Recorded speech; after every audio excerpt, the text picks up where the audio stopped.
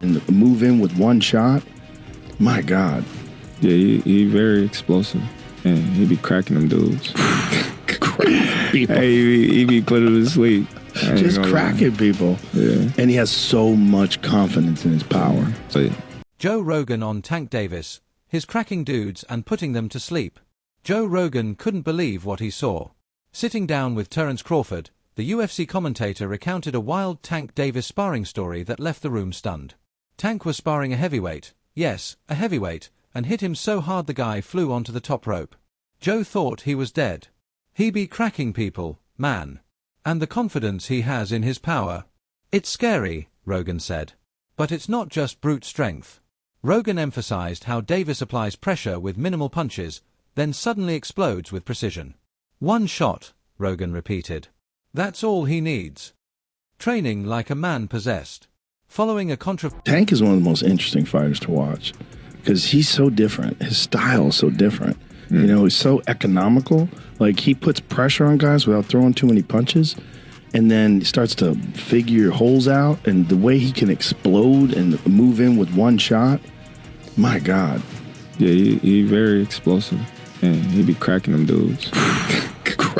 Hey, he be putting them to sleep. Just cracking people. Yeah. And he has so much confidence in his power. So, you know, he just, in his mind, he know it's a matter of time before I catch. Controversial draw with Lamont Roach, Gervonta Davis is locked in like never before.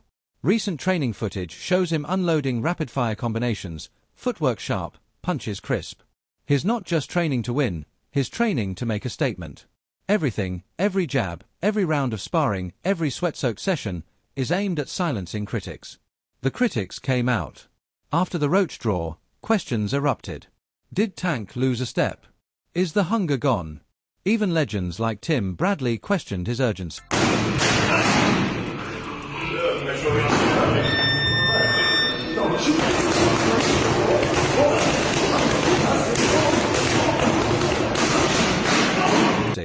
Some fans turned. His name dragged through the mud.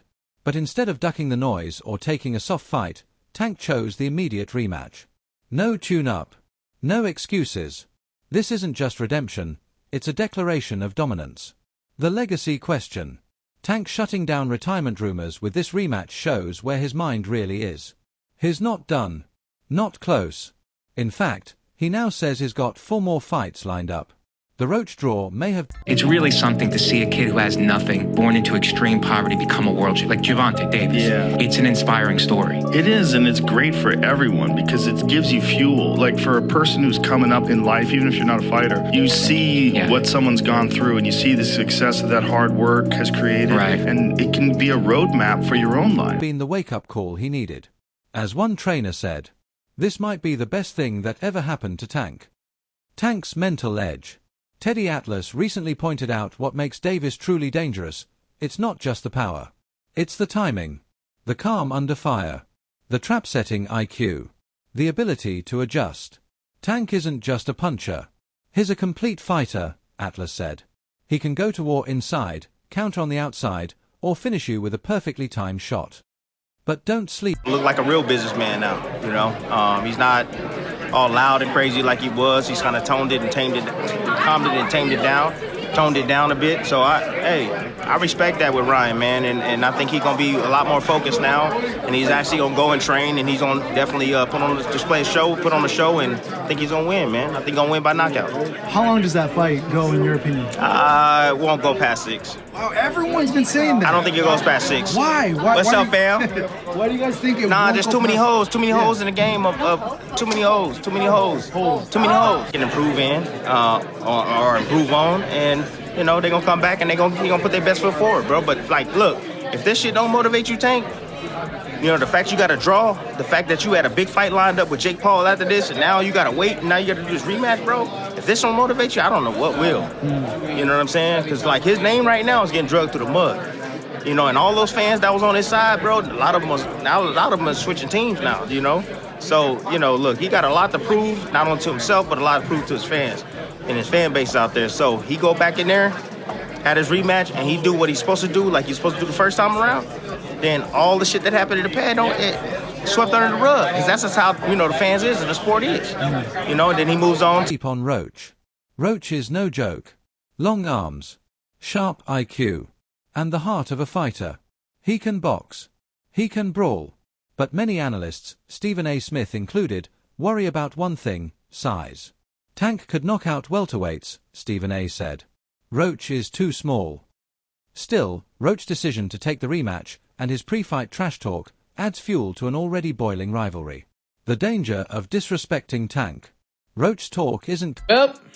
It looks like Tank was not playing about this rematch, man. He's looking to probably get back in the ring with Roach by the end of May. And as far as that retirement stuff, it looks like that's out the window as well.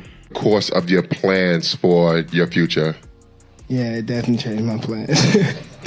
It definitely changed my plans. I probably got like 4 more fights now. For sure.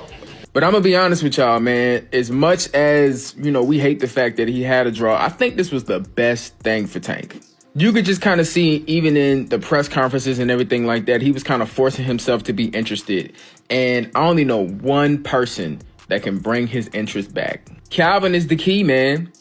Calvin has known Tank since he was a child. Nobody knows Tank more than Cal, man. He's the only person that I believe that can bring the best out of Tank. But what do y'all think, man? What do you think Tank needs to do differently in his next fight so he can get back to doing stuff like this, man, at the end of his fights? Comment down below. Going unnoticed. Tank has always used disrespect as fuel. From Baltimore to DC, this rivalry runs deep. Those who know Tank say when he's quiet, he's most dangerous. This ain't showboating Tank, one insider said. This is fade with waves, early Floyd days Tank. That silence, that calm, it's terrifying.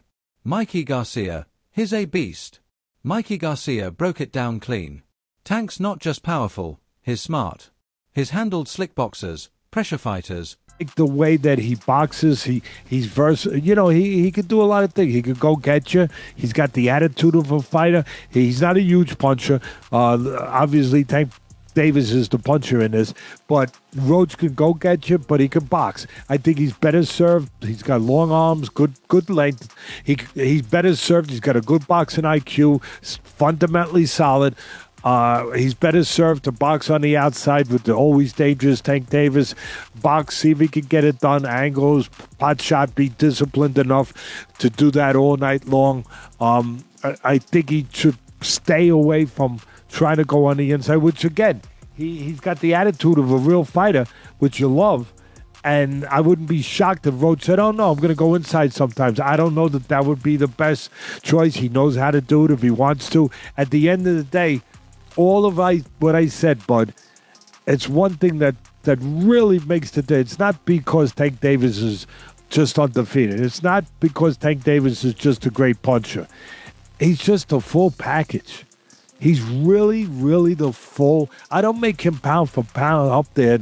He's up there in the top 5 pound for pound. I don't put him there because he's a puncher. I put him there because he is a complete darn fighter. He can go get you. He can fight in the trenches. He can go to the body, the head. He can use his legs when he has to. He can set traps. He can counterpunch. Brawlers, and beat them all. That experience matters. And it's why Garcia, like many others, believes Tank will win the rematch, likely by knockout. Why this rematch matters. Boxing often moves slow. Politics, negotiations, delays. But this rematch, it's happening fast, and fans love it. The fire from the last fight is still burning. And win or lose, both fighters deserve credit. Tank's not cherry-picking, one analyst said. Roach is real. His